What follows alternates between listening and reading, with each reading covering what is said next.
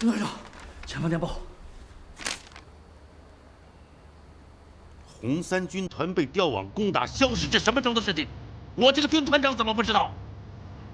就在前几天，您正在生病，是李德同志直接下达的命令，让杨政委和邓参谋长带部队走了。简直是胡闹！我早就跟他们说过，萧氏位于国民党军队堡垒阵势的中央，这不易强攻。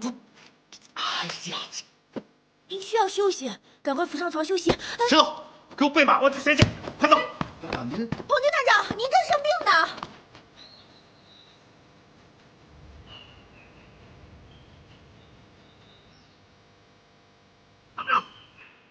队长，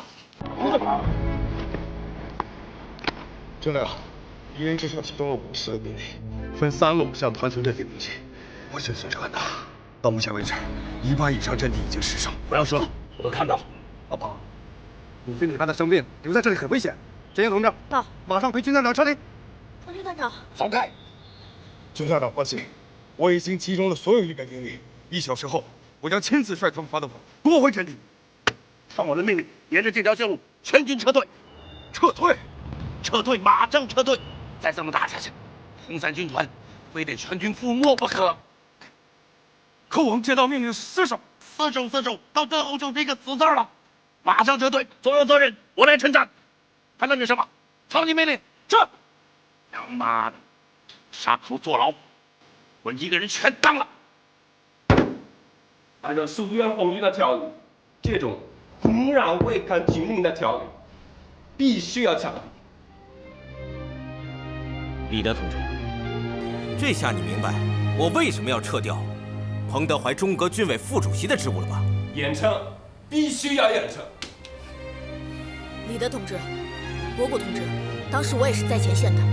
我个人认为，彭德怀同志的决策是明智的。陈英同志，我提醒你，作为留苏的老同学，你要注意你的立场。但你们别忘了，尚昆同志也是我们留苏同学，他当时在前线毫不迟疑地支持了彭德怀的决策。李德同志，博古同志，我觉得你们2个应该冷静地思考一下，反思一下是不是你们的决策脱离了实际。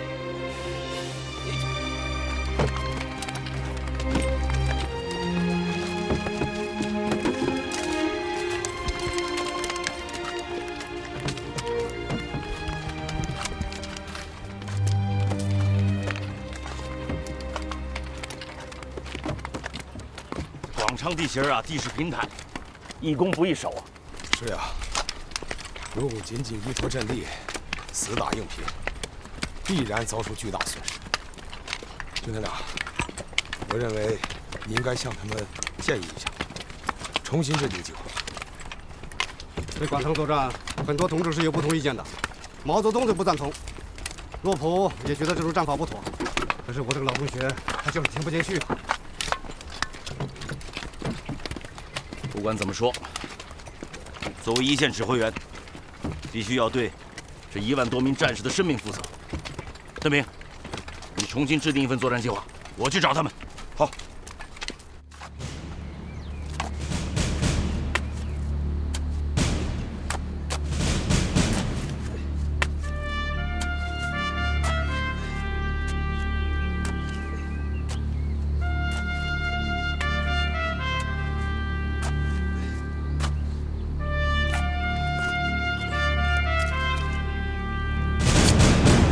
看到吗？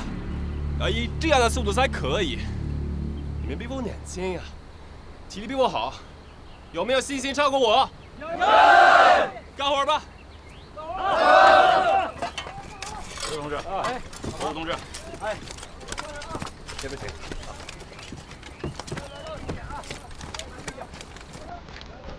李德同志，你看见没有？广昌城外这个地势啊，它开阔，没有城墙。你有没有考虑过，像这种地形，它是易攻难守？按照我的布置，只要我们用土石在绕围着广场啊，构筑起来一个半永无形的工事，再配备合理的火力，这样敌人必将向广场冲向，即使不入手。李德同志，我得提醒你，若论火力配置，那是敌强我弱。我们又没有飞机和大炮，就算是我们修筑起十分坚固的工事，面对敌人的狂轰滥炸，那也无济于事。如果你一定要固守广昌城，我认为啊，少则2天，多则3天，我红三军团12000多将士就有可能全军覆没，广昌城也必失无疑，你信不信？彭德怀同志，广昌的保卫战不能是胜是败。我以一个老quân师魏克忠的身份来恳求你，来战争之前，停止散布这种失败主义的言论，把全身心投入到即将到来的战争中。李德同志，我请你放心，我作为一个革命战士，为了保卫阵地，我可以流尽最后一滴血。但是我作为红军高级指挥官，我要为我战士的生命着想，我更要为这场战役的后果着想啊！包同志，恳请中科军委再次考虑广昌保卫战的作战计划。魏同志，敌人大军压境，我们还在为了侦察不行，既无战绩。我既然得不到中国同志们的信任，我将向东张国际发表恳求继续军顾问的意志。李德同志，李德同志，冷房。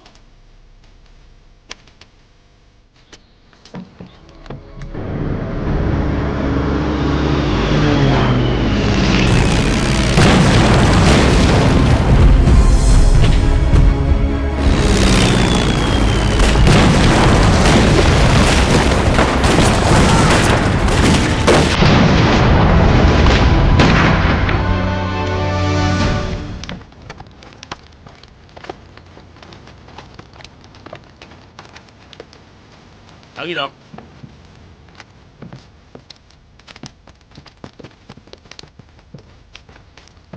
这些都是刚刚火红招来的新战士，连名字都没来得及登记就上了战场，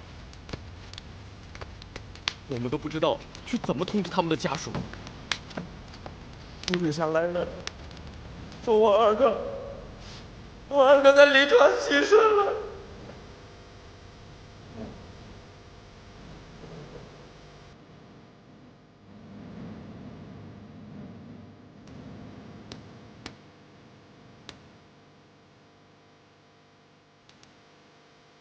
他叫三虎，他叫李三虎，记住没有？记住了。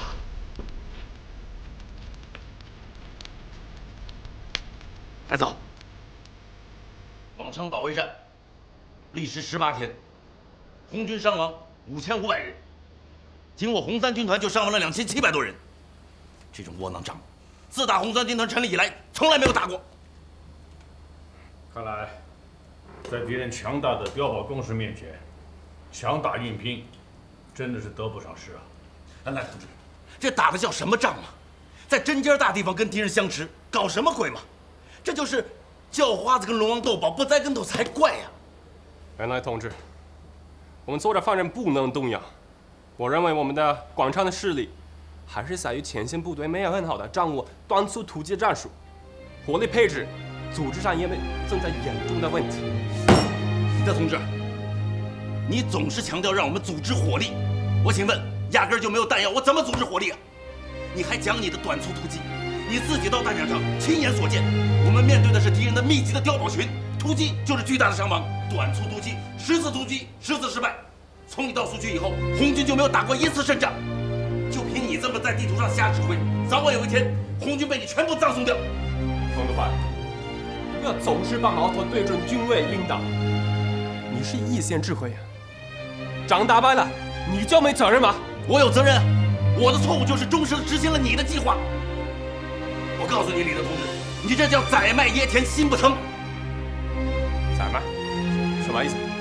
张同志，你解释给他听。好，你把宰卖椰田心不疼说给他听，有什么责任我来扛。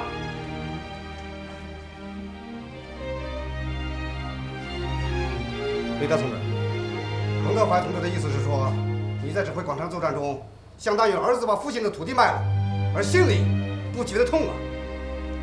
封建，封建！彭德怀，你这是报复，就是因为我撤了你的军委副主席，你心怀我吗？你说什么呢？我是那种人吗？我想的就是如何打胜这个战斗。你这么猜忌自己的同志，你这是无耻！我鄙视你！娘妈的！好，两人的行为付出代价。好，来，好，很好。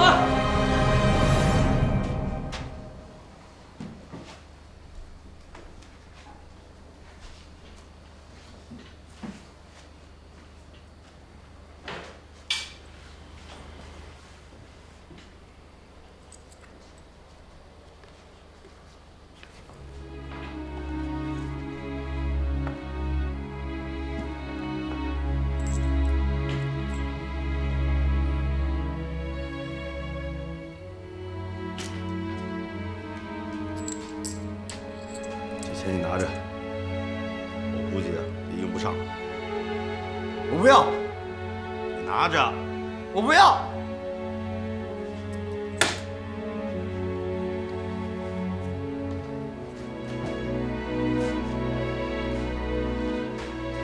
到底出啥事了？你干嘛去哪儿啊你？我也不知道会发生什么事情。坐牢、杀头，反正我都准备好了。不可能！你是天底下最好的人了，你说的都是气话，不可能！我跟你说过，干革命那得做好随时流血牺牲的准备。可这牺牲啊，有的是在战场上，有时候也有可能在革命阵营内部。如果真要是这样，那你也太冤了。我宁可被他们冤死，也比自己把自己给憋屈死强。你没瞧见我这段日子把自己憋坏了吗？现在好了，反正我把想说的都说出去了，我痛快了。不可能！你别骗我！别哭了，你哭什么哭啊？你立正！你忘了我平时都跟你说什么了？忘了吗？没了。彭德怀的病流血不流泪。记住啊，小石头，不管发生什么事情，你都得做一个勇敢的红军战士，听见没有？军团长，我都想好了，我愿意一直跟着你。你坐牢，我在牢里照顾你。就算你到了阴曹地府，我也是你的警卫员。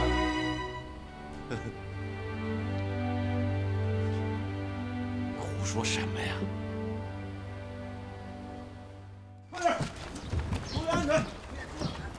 广昌保卫战后，中央苏区由鼎盛时期的30多个县锐减到2、3个县，10余万红军被压缩在苏区腹地，已无回旋余地。为了保存红军的有生力量，只剩下一个选择，那就是实行战略转移。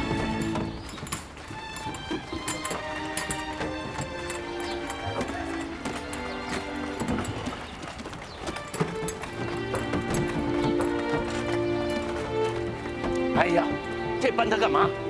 扔了！快点，是。这些人怎么想的？咱们是去打仗，又不是搬家，这坛坛罐罐的。不能怪他们。据我所知，总部带的东西比咱们多得多。我听说啊，这是根据共产国际的指示，让咱们放弃中央苏区。这说的简单，这么一大摊子放弃，放弃了往哪去？是啊，博古、李德、恩来3位同志按照共产国际的指示，组成3人团，全权指挥红军转移。可问题是情况来得太突然，到现在为止，中国军委连个会议都没有召开。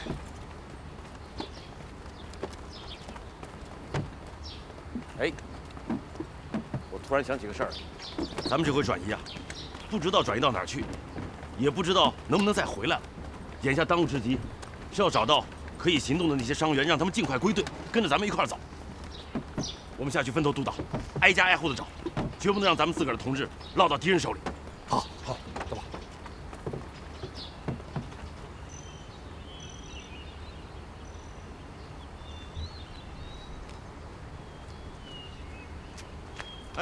团长，我问你，刘科长是在这儿养伤吗？在里屋。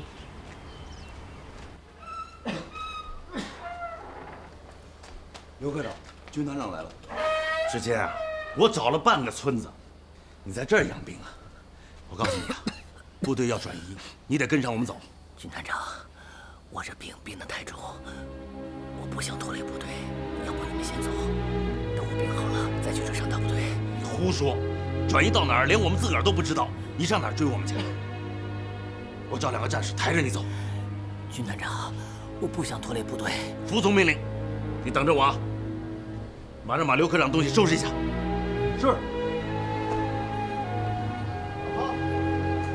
老彭，啊，周围几个村的伤员都已经集中起来了，参谋长正在核对人数，另外部队也已经准备完毕，明天一早就可以出发了。好，石头到，你们2个到警卫排找2个战士，把刘科长给抬上，快去！是。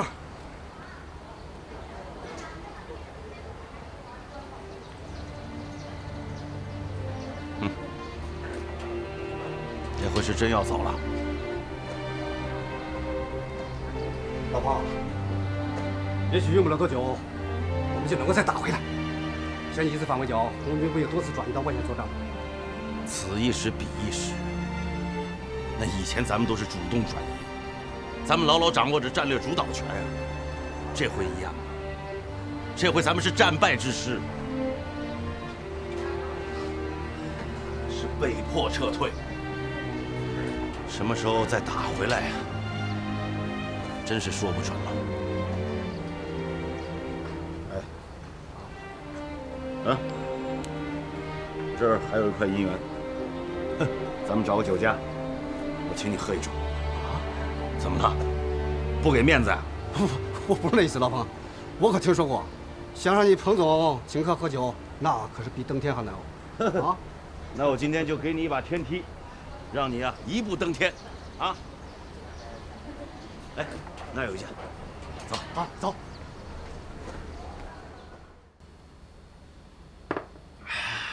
老彭啊，你别喝闷酒啊！在莫斯科的时候，我们也常喝酒，喝的是伏特加，比这里的酒冲多了。2杯酒下肚，大家伙就开始又说又唱。唱什么呀？唱什么歌嘛？起来，饥寒交迫的奴隶！起来，全世界受苦的人！满腔的热血已经沸腾，要为真理而斗争。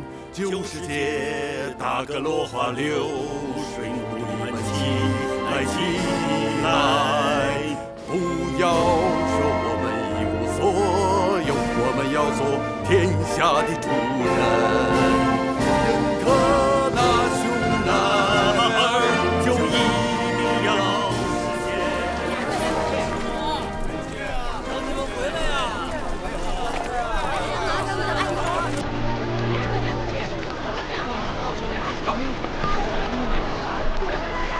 来，拿着，来。哎，李大娘，兄弟啊，哎，听说你们要走得很远啊？是啊，这回啊走得匆忙，我都没来得及去您家里跟您告别。哎呀，不碍事，你是当官的，要管那么多的正事。对了啊，你看见我们家三虎吗？哎，家里呀没有别的东西，我给他讨了2份红薯，带着路上吃。兄弟啊，有三虎子的消息吗？我听说啊，他们那批参军的人牺牲了不少。大娘，三虎子，大娘，兄弟，什么也不要说了。红薯你拿着，在路上垫垫肚子。将来胜利了，一定要回来。大娘，谢谢你，我记住，将来我们一定会回来。再见，大娘。再见了，乡亲们！万源再见！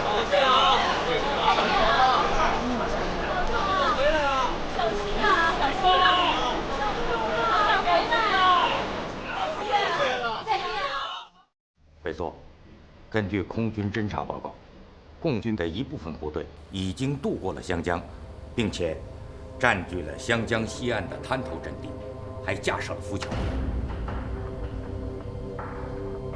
自共军撤离瑞金，我们是不遗余力围追堵截，先后设立了3道防线。可就因为我军相互掣肘，仍无大局观念，被共军一一的突破。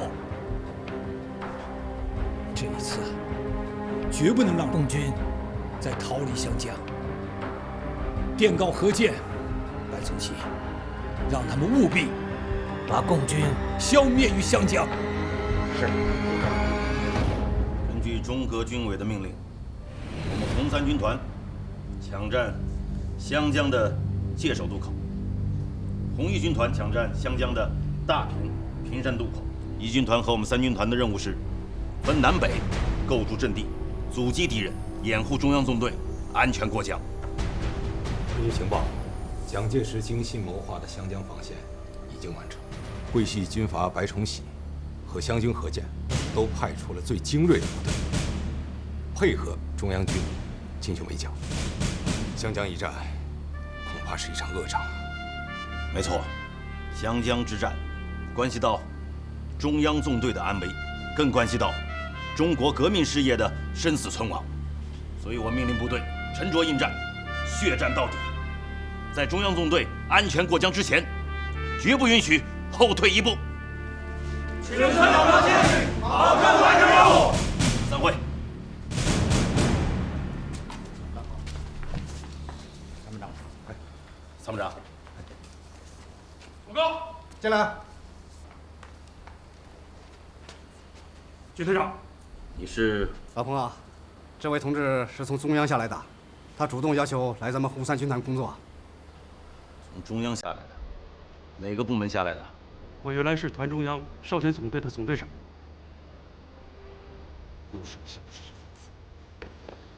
我告诉你啊，部队马上就要打恶仗了，你们这些只会舞文弄墨的人啊，知不知道打仗是要流血牺牲的？报告军团长，就是因为要打仗了，所以我要求下连队，而且是一线部队，我要接受血的考验。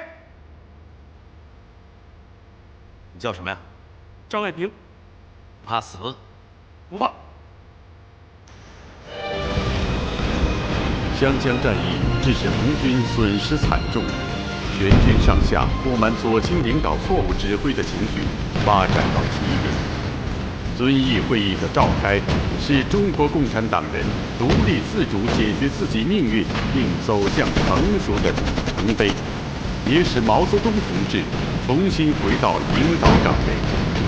彭德怀参加了这次会议，但由于军情紧急，会未开完便连夜返回前线。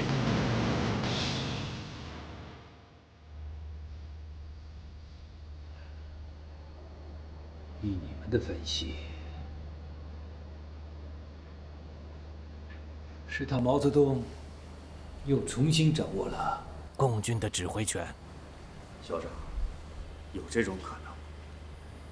自打共军渡过湘江以后，战术大相径庭，行踪飘忽不定，这也是朱毛一贯的指挥风格。如果是毛泽东重新掌握了指挥权，那将会给我们制造很大的麻烦。你们下面的行动是怎么布置的？属下认为，共军占据遵义城以后，可能会休整一段时间。绝不能给共军休整的时间。立刻通知各剿共部队包围遵义，围歼共军。是。军团长，敌人的兵力显然超出了我们预料，不能在天黑之前进行战斗。等敌人援兵到，中央纵队就危险了。好，大刀总准备好。老彭，别干了！战士们有大刀的准备好，跟我上。团长，红军别别闹了！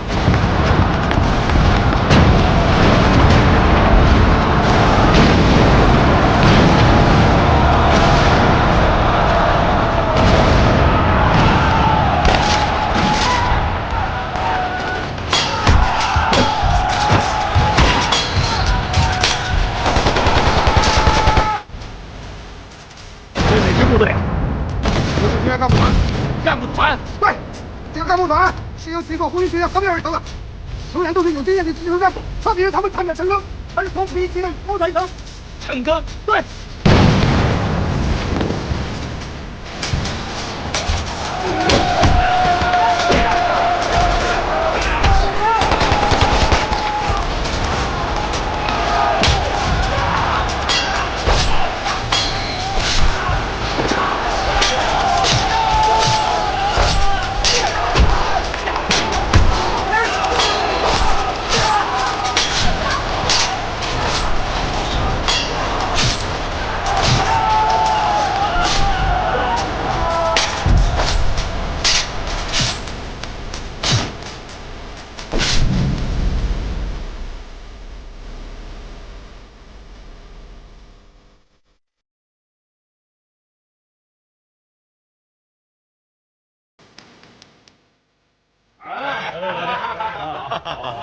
哎呀，这一仗打得好啊！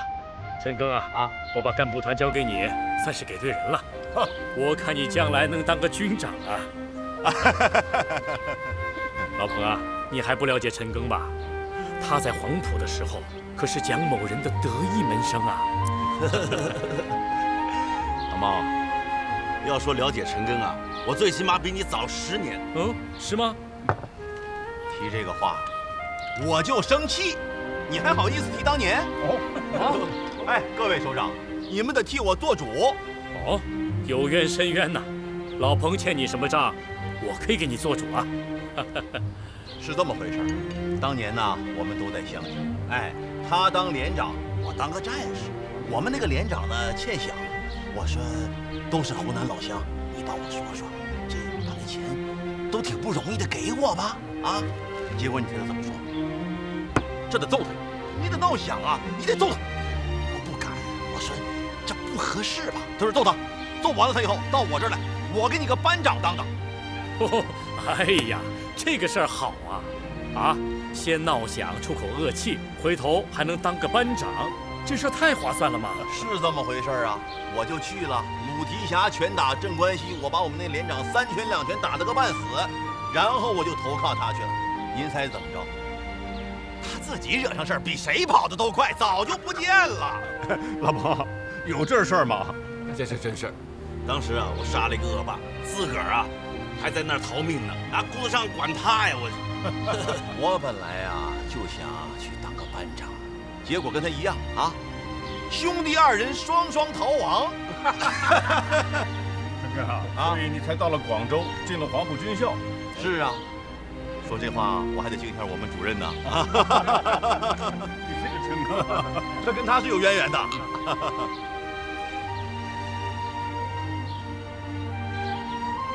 你说，当时如果我还要再香薰的话，现在起码我能混个旅长、师长当当吧？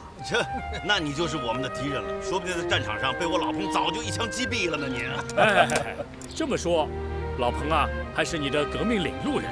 你应该敬他一杯啊！哎，对呀，不能我敬他一杯呢，他得敬我一杯。那行，好，来，这个陈赓啊，报告，您的电报。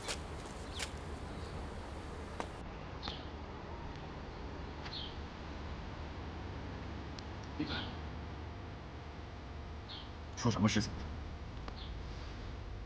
林彪发来电报，和红一军团交手的不是地方部队，而是川宁沟浔区的精锐部队。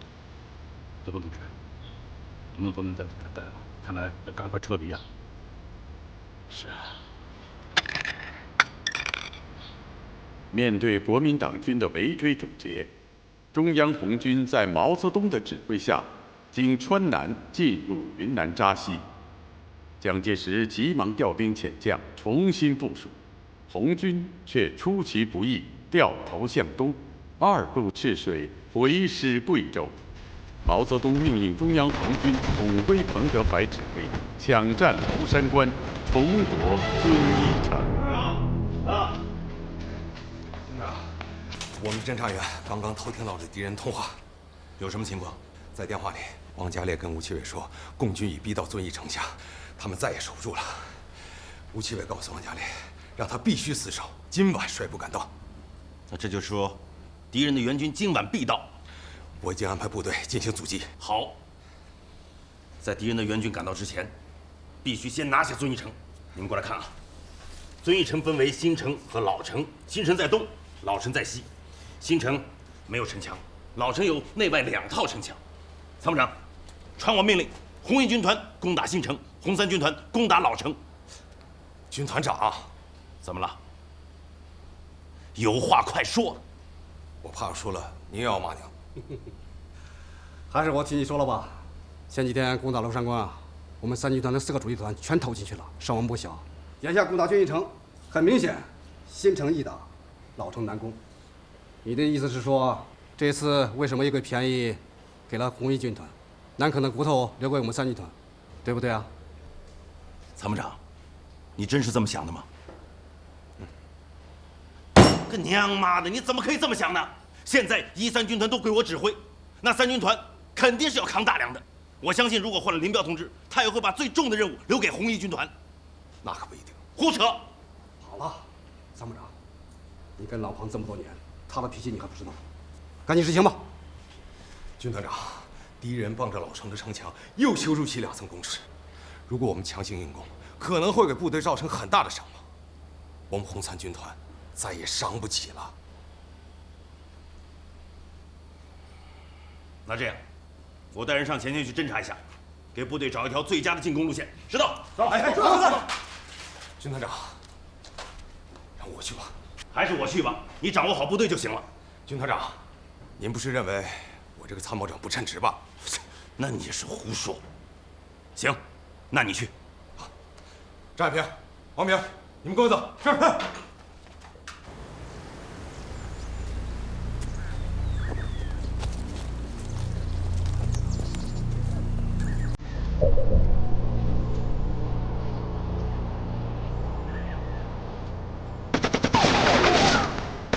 我们干什么？别生气，王头。他们这是放横枪给自己壮胆呢。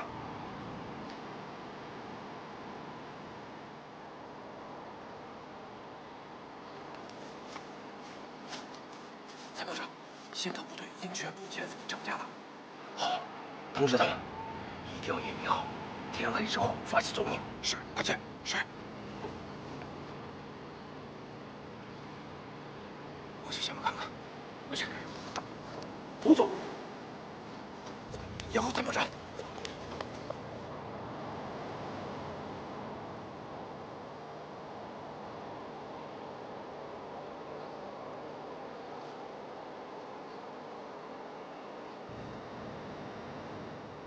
一号准备。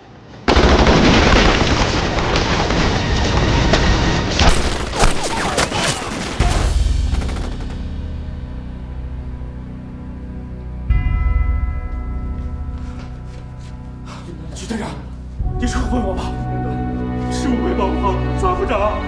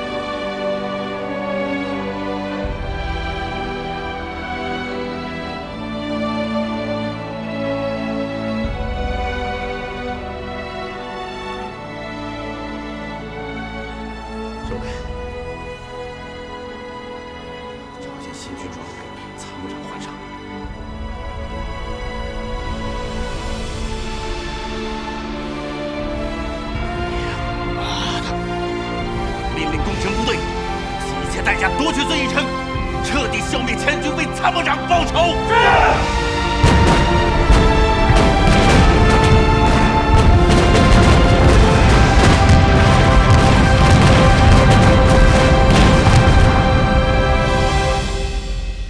遵义一战，我们国军2个师都遭到了共军彭德怀的重创。这是自我们剿共以来最大的一次失败，我为你们感到耻辱。古人云：“知耻而后勇”，你们都应该明白吧？好了，对于共军的下一步，你们都有何打算呢？共军上一次攻占遵义之后，原本打算入川，遭到了川军的堵截及中央军的围剿，不得已再度突破娄山关，2战遵义。卑职以为，他们下一步很可能要攻打贵阳。可是毛泽东一向是行踪诡计，他明明是向东，却突然转向西。不过这次，他们应该是强弩之末。自入前进后，一直在寻找渡江地点未定，前有堵截，后有追击。浩浩长江如如天堑，环山群岛巡逻密布。我想这次，他们纵有天纵的雄才，也难有破解之计。我们当前的任务，就是要精诚团结，去病紧缩，将他们死死地困住，不留一丝一毫的缝隙。无论你们是追是堵，是攻是防，都必须与自己的城池与阵地共存，务必要把共军消灭在前境内。是。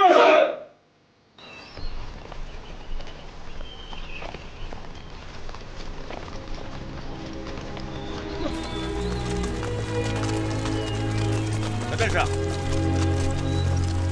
你们俩这么走是要掉队的呀？军团长，我腿上有伤，一直没有好，他又发着烧，我们实在是……军团长，您就别管我们，您先走吧，先走吧。上我的马！这怎么行？不行！这怎么不行啊？听我的，上马！哎，军团长，前面有多远的路谁也不知道，你不能没马呀！对呀，对呀，军团长。服从命令，上马！来，来，各位，就位起立。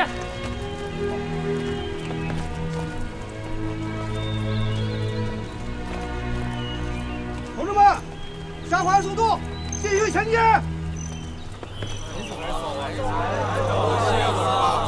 不要发牢骚，执行命令。政委，军团长怎么还没有跟上来？咱们过去看看。好。小石头，你不行啊，才走这么点路，就跟不上队了，啊！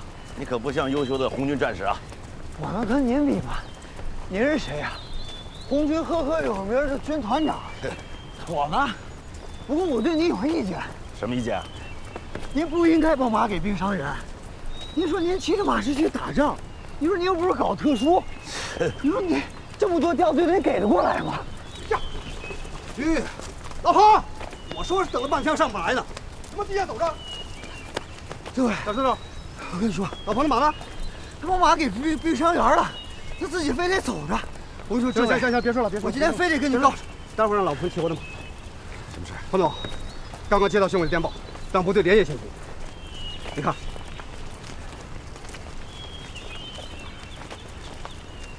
就这么一句话，就这么一道命令。连续这么强行军，部队会被拖垮的。是啊，前几天我听说红军军团长李彪军团长给中央军委写了一封电报，就绕来绕去，光走不打，提了很多意见。执行军委命令，对部队多做说服教育工作。可问题是，连我们这些干部的脑子都没转过弯来，怎么跟战士们解释啊？走。同志们，团长，加油啊！加快速度！我走不动了，我不走了，腿都快走断了。加油！